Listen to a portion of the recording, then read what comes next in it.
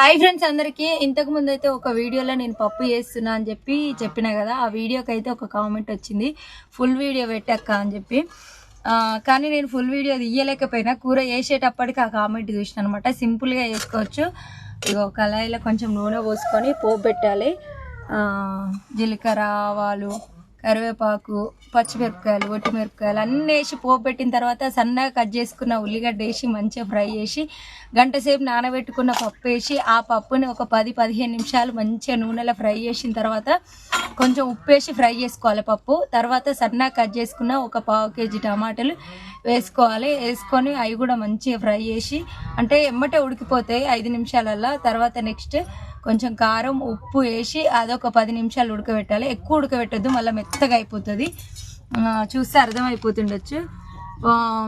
కారంతో కొద్దిసేపు ఉడికిన తర్వాత మసాలా అయినా వేసుకోవచ్చు,